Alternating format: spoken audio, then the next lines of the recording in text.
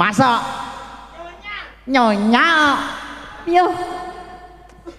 Alah. Bos itu. Bocahe salting. Ya Allah, bocahe salting. Ora salting. Bocahe salting. Ora salting. Bocahe Ora salting. Bocahe Ora salting. Bocahe Ora salting. Walah. Bot-bote wong nandang katresnan yo kaya ngene iki lho Mas.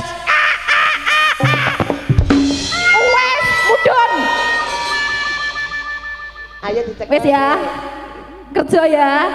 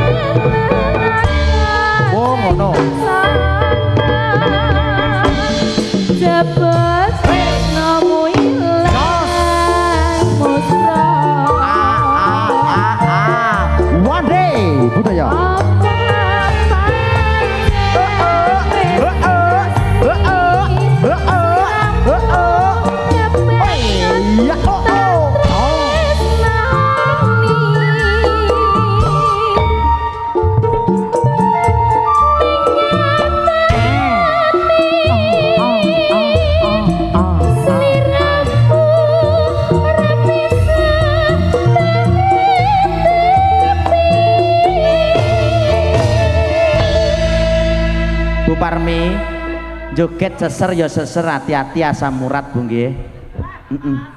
Hebat niki kula. Wah, pertados nggih.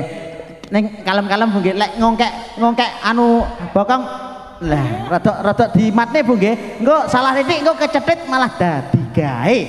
Kecetit iki panggah enten tombone. Tombone napa Bu? Sore ngat. Sore ngat tombone. Apa kuwi? Aku ndak paham wis. Ndak roh aku. Takono Bu Parmi sore ngat apa? Sore diombe. Lek bengi terus jengat. Kok yo dibablaske. Wong buke ora omong kok dibablaske. Lah engko aku ora tak genahne sampean menggah takon ae. Aku ora ngerti kok. Lah iya. Kon dutoi daripada penasaran ya Mas ya. Betul, lebih baik pinisirit. Monggo.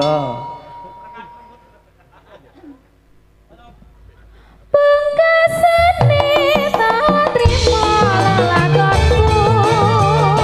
Nadya kerisane hati. Mungkin sing